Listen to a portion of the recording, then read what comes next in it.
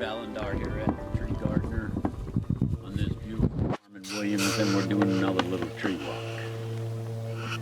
And we're just checking things out and seeing what's going on and observing. And I'm just going to share what I would see if I was walking through.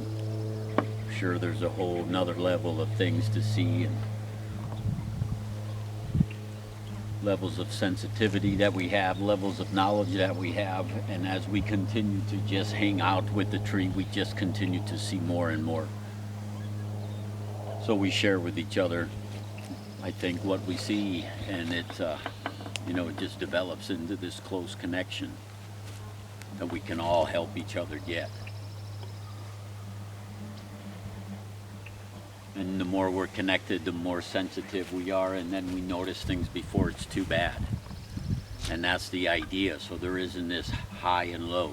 We know how to live with our trees without upsetting them in either direction too much. And so we have to see ahead of ourselves and ahead of time to understand what a tree needs so that we can have that there for them before they ask for it. If they're asking for it, we're a little late. So we need to be able to be connected energetically so that we can see it before it shows on the tree. And I pray that I continue to become more sensitive so that that happens at a higher level, to where there's very little mistake and slow down for this to prosper into what creation has created with a tree. It's just magnificent. So there's a lot of things that come up that we create that harbor that and slow that development down and disrupt it, and possibly forever. And so we listen. That's what we're mostly doing when we come out here with these trees, is we listen. And so we come in here with that mind and we start looking and seeing what's going on.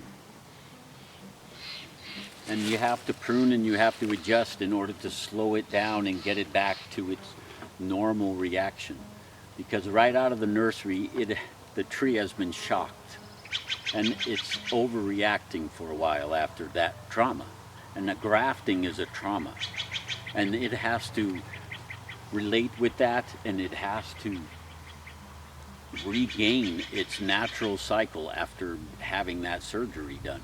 And so we need to allow that time for the tree to recuperate from those traumatic experiences, and realize that, and be there for the tree.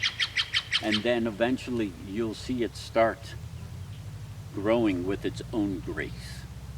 And that's what we pray we can follow and support.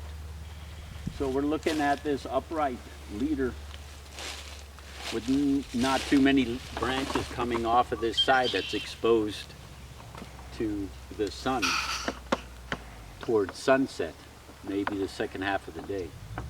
And so we see this growing and this growing here, and we leave this long, a little longer than we would. It's a little flexible, but it's tall enough to shade this part of the tree. And so when we plant a tree, we look at the south side and see it, and sometimes we choose to position the tree where the limbs are a little thicker, maybe on the south side, in order to protect the tree from sunburn. And then you prune it slowly as it develops to get the sun to stimulate branches on the north side. Some people do the opposite, where they put the limbs that are well developed on the north side and the south will catch up.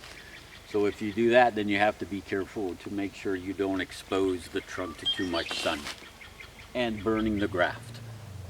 You don't want, grafting is a major surgery, and there's healing far after the time that you buy it sometimes. And so that flesh that cambium has to be protected.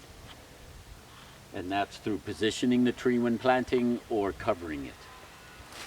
And we're doing some tree guard here, and we're doing some lower limb development to create this protection naturally for the tree.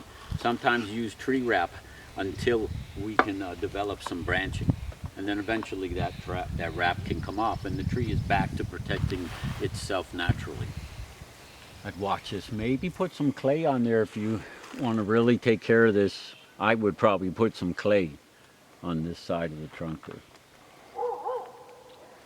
And just get that sun to reflect off that white clay, and then eventually the limbs will grow and develop.